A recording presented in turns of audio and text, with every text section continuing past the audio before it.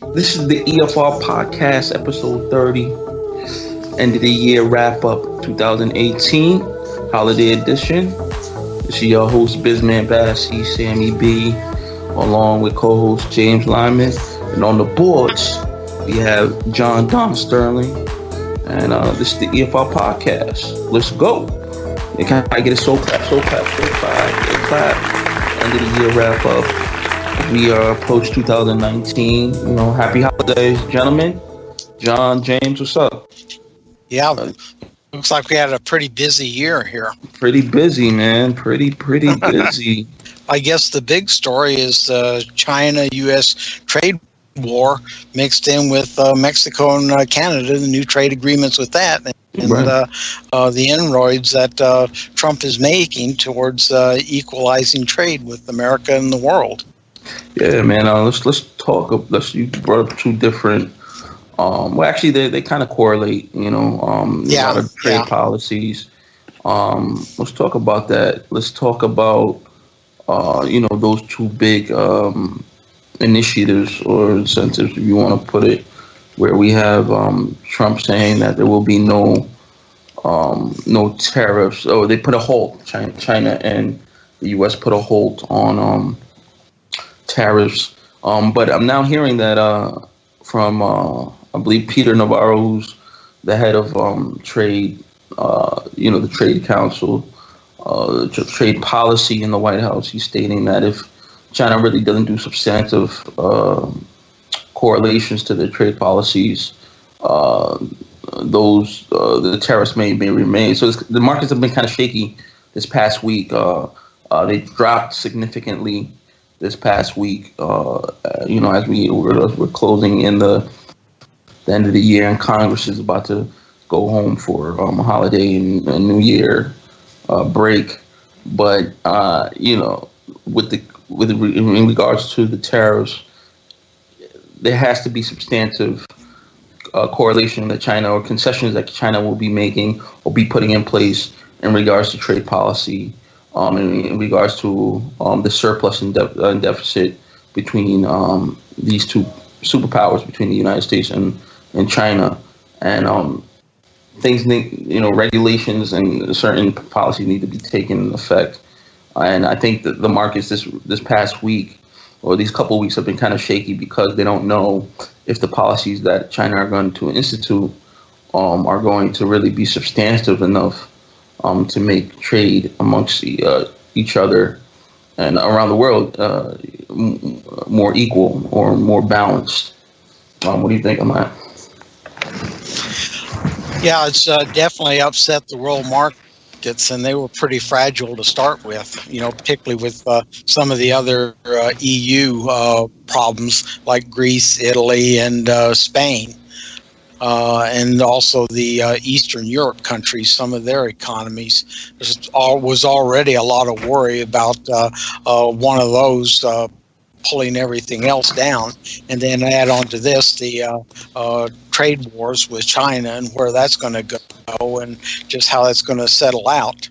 I think one thing we're seeing here that we'd forgotten is just how really tough and hard China is when it comes to negotiating, and this goes clear back to their early communist days. They're very difficult to just lead around like so many people lead America around, and so they've really run into their match, I think, with Trump, as he is a hard-nosed get down there and get it done negotiator who has plenty of experience, and it's kind of made things uncertain for the world because they just don't know how far Trump is going to go, or whether the Chinese will go ahead and start relenting, particularly on issues about intellectual property and the hijacking of intellectual property and the such through their trade practices. So it's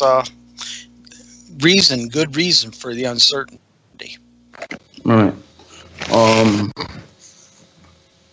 Do you think China will come through with substantial policies in regards to the surplus and the deficit?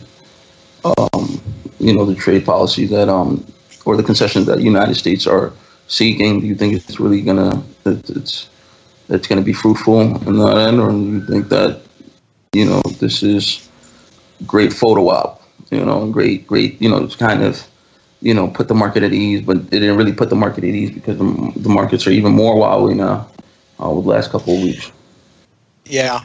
Well, China is noted for, their patience and for drawing out negotiations for months and years. So, and they, figure to wear you down, and then you'll start giving a lot more concessions just to get it over with. But, Trump isn't proving to be that kind of a squirrel. So they're kind of hard pressed what to do. But I don't think that this is, any kind of a photo op for either side. They're down there digging hard and with determination. And so I look for this to go on for quite a while, as long as Trump is in office for the next 2 years. I think, we're going to see slowly but surely making concessions. The big plus in our favor is the fact that the Chinese economy is not in that good a shape. They're kind of shaky, and they're having a lot of domestic problems because there's a lot of people who've not benefit in the economic boom of China, and they're dissatisfied. They want a piece of the cake too. And with China turning back more to being a totalitarian state, like they originally are, they're not going to tolerate it. They can sit down hard on their people, as we saw with Tiananmen Square, and that could really put them on shaky grounds in the long run. So we're just going to have to watch and see, and hope Trump keeps, the hand on the tiller and keeps pressing hard, because the big threat for America and the future of the world is China with their expansion plans. Right. So I guess it's to be continued on the policies in regards to trade between two superpowers, China and the United States. And, as we get into 2019, it should be interesting to see how both sides, see what both sides are going to concede, see what both sides are going to stand their ground on certain policies and certain initiatives that are going to be played between both countries. And, and take it from there. Which then now leads us into the segue of the U.S., I think it's USMCA. Is that right? Is that what it's called? The USMCA Pact? With the Saudi Arabia, the instability there. Yeah, this is another. No. The USMCA is the United States, Mexico, Canada. The trade agreement. Yeah, trade agreement.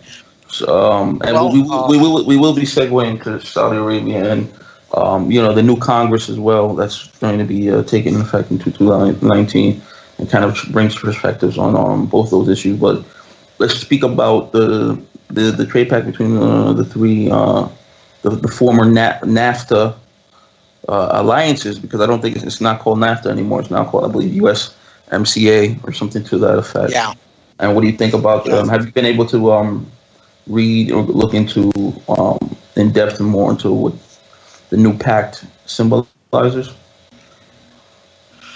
Well, I think it has done what Trump's objective was, and that was to even out the trade field and have trading go back and forth without so much the tariffs and the restrictions and being in one-sided. He's succeeded there.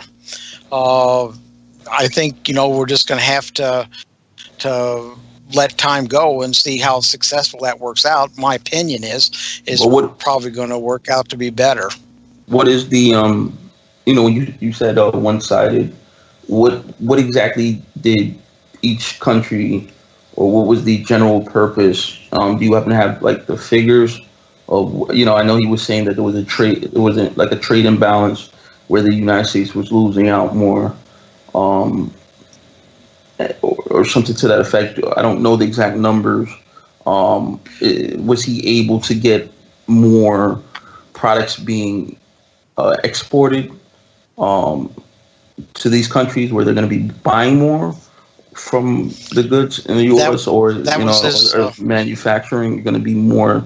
They're going to be more manufacturing in the United States, which is something that he's been pushing. What exactly the details? Well, he got the tariffs reduced for both Mexico and Canada on a number of products, so that now the American business can sell more in these two countries.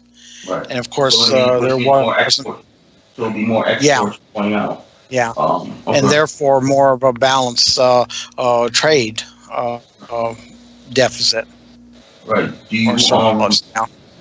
Well, probably more surplus on the U.S. side. Do you know how much percentage he was able to get? Was it more? No, I haven't. No, all I know is that he got it reduced so that in the long run we should have better trade relations with a better balance in trade. Okay. I know. I'm just reading here. It's something to the effect of 1.2 trillion in trade in the trade to account for trade. So it'll be like around 1.2 trillion amongst the three countries that will be traded. And it would be the largest free trade zones. People are calling it NAFTA 2.0. So I guess it would be more free flowing trading, importing, exporting, where the deficits will be greatly reduced on the United States side and more surplus, where it can be even out or evenly matched amongst the three countries. So, and I think it also allows more manufacturing jobs to be manufactured in the United States, something that is Trump's campaign promise. One of the main promises was bringing back more of the manufacturing in the United States, or keeping the manufacturing in the United States. And this is kind of a side note. What do you think about this is, well, it leads to this because they were saying that the Canadian Prime Minister was even speaking about this, and this is kind of a segue, but the General Motors plant shutting down still. What do you think about that? I think they're supposed to be laying off over 14,000 people in the United States. General Motors had some problems since the recession in 2008, and then they were given a part of the bailout package, but they still were running into problems with I think manufacturing or disposing of goods. I'm not really too sure of the specifics, but what do you think about that? Because that plays into this as well. Because they were saying that the Canadian Prime Minister Trudeau was speaking that General Motors is still closing down, even in regards to even signing, even with this agreement, the USMCA agreement. Well, the problem with General Motors isn't so much the trade agreements, et cetera, between two countries or any countries. They misread their market. They hung in too long with the sedans, which less and less people want. They want the sports utilities and vehicles like that. But I don't know if there was an interview that was done with Elon Musk, who's the CEO, the former chairman of Tesla Incorporated, and they were asking him of him maybe taking advantage of GM's General Motors plants that they want to. They're getting rid of their employees and maybe take over those plants to save those jobs. So you have not just the sedan. I don't think it's just the model of the car or the make of the car. It's the whole fact that the technology, renewable consumption, renewable energy, those renewable type of prospects of cars, of the automotive industry, transportation industry, playing a key role in all this as we go into 2019 and 2020. So yes, you're correct, but I think it's also just the fact that we have different types of cars that are more renewable, eco-friendly, which a lot of people are viewing to kind of take hold of. And you've seen a lot of car companies, viewing this. Porsche, a lot of exotic companies, luxury companies taking hold of the models that Tesla is they're performing. Yeah, the thing is the renewables auto segment hasn't really grown to a significant portion yet. They're still very expensive, and there's the threat again of China because the batteries used in those kinds of vehicles use rare earths, and China supplies almost all the rare earths for the world. So they can find themselves, if they get very large, susceptible to China restricting the export of the rare earths, particularly if they get more into renewable cars, and leaving them high and dry, unable to get make batteries for their vehicles. Mm-hmm. I mean, that's true. So that you're saying that the batteries being produced in China... well, not the batteries themselves, the rare earths that are used in the manufacturing of the batteries, whether it's in China or in the States, all comes from China.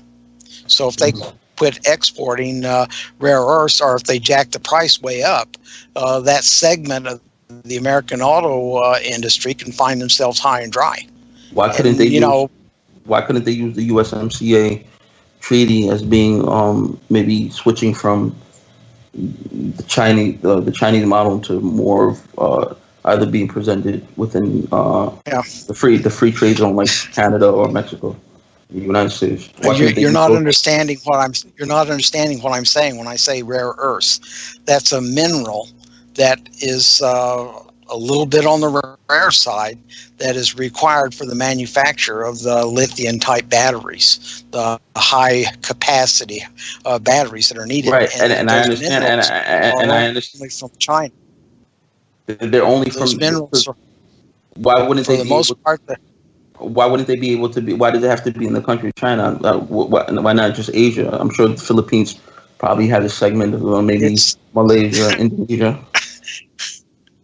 This is like other minerals. It's something you dig out of the ground. So Mexico or the Philippines or those countries can't export it unless they discover deposits of it and start digging it out of the ground. Right. But what I said, that why can't we go to other Asian countries? Because if it's in Asia and China, most likely they're probably spread out throughout the continent of Asia.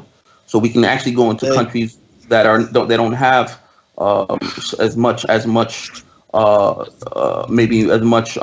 product substantial product productivity as China, maybe not as expensive as China, maybe like a Philippines or Indonesia or Malaysia, maybe any one of those Asian regions that do heavy trading with United States and also need protective security forces from the United States because of the control of China controlling the Asian Sea and the Asian geography over there. If they discover deposits of rare earths in any of those countries, you can bet that that's exactly what will happen. But it's just like bauxite or iron ore or oil. You have to have the deposits before you can dig it out and sell it. Right. So what I'm saying is, couldn't it also be in the Asian continent? I mean, you're saying that it's specifically in China. I don't know. In China. It's the vast majority of it is. And this is the only mineral that you can only use into lithium. There's no other alternative to make this type of product that you were speaking of. Right. They're very much dependent on China. No. But I'm saying the mineral. This is the only mineral that can make that type of product that you're speaking of. Correct? Is that what you're saying? Yeah. Right. Exactly. There is no alternative that they're trying to offset. So far, they haven't found any. There's a lot of work going on trying to come up with high-capacity batteries that don't require the rare earths. So far, there's nothing commercially available. You know, I see articles in Science News all the time about research that is going on just along those lines, but it's a long ways from coming up with commercially viable products. Mm. There's something that we have to maybe take a listen. I'm not an expert. I'm just saying. I think the dependency of and using China for a lot of for cheap products, where you have other Asian countries who are just as, because it's on the continent. So I don't see it just being in one country. I see it being spread out in the continent. Because if it's in China, I'm sure it's in probably other countries in the Asian continent, and maybe not as much, but you can definitely creative ways of utilizing the deposits that they are able to obtain, and especially with the South Asian countries that are utilizing our security and our security forces because of the fear of China taking over the Pacific Sea in that region, so there has to be some type of one-off trade or some type. I don't know. I'm not. Yeah. I'm not a policy expert. I'm sure there's geologists looking for any kind of minerals that can be mined, but they'd really it's almost like finding gold if they find rare earths. That's that much in demand. Got you. All right. Sounds something that we should definitely be. James, I'm going to order you as the president of the EFR podcast to keep an eye on this story. Okay. Will do. All right. I just like saying that because president. We say like the president ordering. The United States forces. All right. Well, you could just ask me, guy. I'm saying. All right. Anyway, what's next? I mean, what's going on? What else is going on? Well, I think what follows in from there is the upsurge of the U.S. economy in this last year. It's really startled a lot of economists how things have just sprung forward, and is doing so well on the domestic market. Now, with that goes the threats of it being pulled down by problems with the international economy. We're just so tied in there that while we're going great guns, it may really fall apart, and we see that with the international markets. They're very unsteady and keep dropping, so it could eventually start pulling our success down. What do you the GDP? I think it's hitting or it's hovering around 3%, over a little over 3, maybe 3.5, or is it 4 now? I don't know. I think it's 3.7.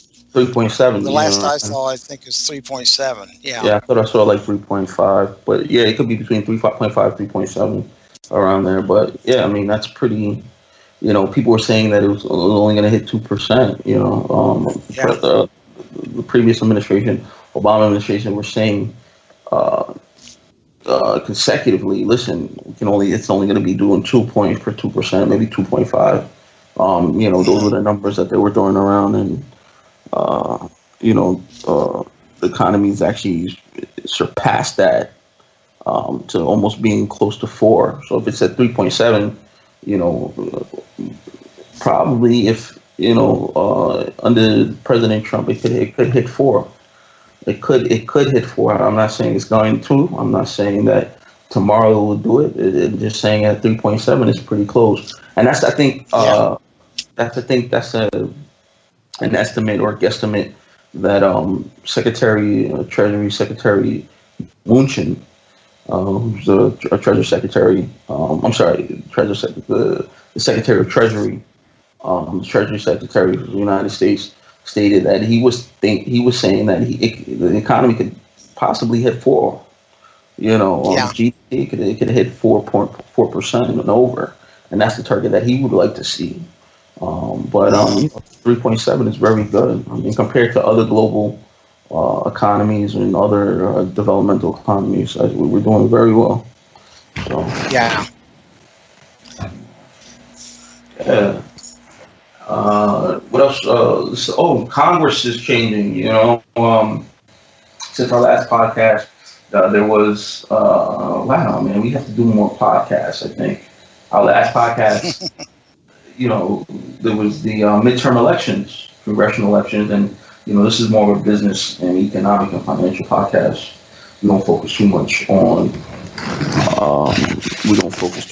on politics, but we have a changeover in the House. And what do you think? The Democrats with I believe now is Speaker-elect Pelosi in 2019 in January. She will be taking over the gavel. And what do you think? I mean, there's a lot of hyperbole and a lot of talk of investigations. I don't know how this will affect the business community or the Trump agenda. But what do you think about all this? We have a divided Congress now, and the Republicans gained, I believe, 2 seats in the Senate. So you have the Republicans that gained 2 seats, and then the House, the Democrats, definitely did a blue wave, a blue waterfall. They got over 40 representative seats. And I think still counting. I think there's still a couple of, but to pass the blue wave, I would say a blue waterfall, a blue tsunami. Yeah. Well, I think you're going to see gridlock, and the Congress is not going to do much of anything, although they generally don't anyway. But with the Senate able to block any radical things that Pelosi would like to put out, followed by the president being able to veto anything, the chances of them doing much damage, if you will, is surprisingly small. That doesn't mean that the problems of obsolete people is going to just wither away. Is very much there, and that's the thing that's really the Democrats are missing out on. Republicans too, but especially Democrats who are supposed to be for the worker, and you don't hear a peep out of them about the obsolete people problem and the fact that so many people are slowly but surely getting pushed aside. This is not just in the United States, though. This is the central thing with the yellow vest movement in France going on right now. These are people on the lower end of the economic scale who are going nowhere, don't see any new money coming into them, and don't have much of a future because they're obsolete. Are you speaking about the protests that are currently or ongoing in France? The ones that are currently, the yellow vesters, yellow vest. And that has to do with the lower working class citizens that don't feel that they're getting a fair share of the economic pie. Exactly. And they just keep sliding further and further behind, because the reason they're not getting any bigger share of the economic pie is they don't have anything to offer. They're obsolete. And we're going to see the same problem here. You're seeing it to a lesser extent in other European countries. This is a growing problem that is not going to go away. And of course, the longer we wait to address the problem, the fewer options we'll have, the less we're going to be able to do. Well, I mean, what's going on in France is, I'm seeing a lot of video footage of regular people, and this is sad, attacking law enforcement, restraining regular people, and I hope that gets resolved. And over there, people's fundamental rights are able to be restored or acknowledged, or whatever. The fundamental rights that people have to protest. But let's also make sure that safety and security is also in place in France. And in other news, Prime Minister May passed, just barely passed. I think last week, barely passed her vote of confidence, so she'll be remaining in power. Yeah. In Great Britain, in the UK, she, and they're moving further, as they're going to be leading the EU. The proclamations have been set forth, and I don't know, have they started? I believe they've already started. It's going to happen 2019. March. And that's when they're going to be completely, or that's when they're going to be starting to actually pull out. They drop out on March, and so it's just a matter of whether it's a graceful exit or whether they exit with a lot of chaos and a mess. But right. They've already have passed a law that they get out some date in March in 19, and they'll be gone. March in order for them to, in order to reverse that, they have to have another election referendum. Yeah, but I heard that wasn't going to be possible. I heard that the referendum stands. It's too late. Even I was going to say, even if they were going to do another referendum, it would be contradictory to the first referendum, because when you have a first referendum, you have to do what the people's will of the first referendum. So you to be like, okay, we're going to have another referendum. You're not really, you're kind of, you're decrying the will of the people because you didn't enforce the first referendum, which was supposed to be set for. So it's a contradictory. So there is not going to be a second a referendum. There's not enough time if they wanted to have one. Well, it's a big election like that takes more than just a couple, 3 months. Right. And just the fact is they have to implement the first, or it would be chaos because they didn't enforce the first referendum. How can you say you're gonna? It's like someone being elected and then saying, "Oh, we're gonna just do it over," even though there was no fraud, there was nothing. The candidate who won, and so he has to be able to be held accountable to go to office. You can't say, "Oh, just because you didn't like how the votes went to this candidate, even though there was no fraud or any irregularities, you just don't want him or her to be in office." I mean, that's illegal, and that's not the will of the people. So they have to go forth for the vote was set up, and they have to move forward for that. So that's just how that has to go. So, yeah, man. I mean, 2019, very, very interesting. Going to be a very, very interesting year, economic and financial business type of year. All right, anything else? Anything else on the business and news front that needs to be discussed? I think 2019. I mean, it should be very very appreciative year. I think we should see what's going to happen. You have anything? Well, I think one of the things to be watching is the continual incursion of Russia and China into the Middle East, trying to establish footholds there and expand their influence. And that ties in with the Saudi Arabia, the instability, particularly that's been sparked by that assassination. We think of this of just one single ruler in Stalin's image of I command this and you do it, but in reality it's concessions by several groups, including fundamentalists inside Saudi Arabia, that is driving the government. And that's the thing we're really going to have to worry about. I think that a lot of congressmen, righteous congressmen, are missing. Is if we're not careful, we could wind up with another fundamentalist state like Iran, because there's a lot of people that want to get rid of the Saudi family, in particular in the fundamentalist area. And then, of course, with China and Russia trying to gain inroads, it can be very sticky and very consequential to America if the Saudi Arabia does crumble and goes into chaos like so many of the other Middle East countries have in the last couple of years. Right.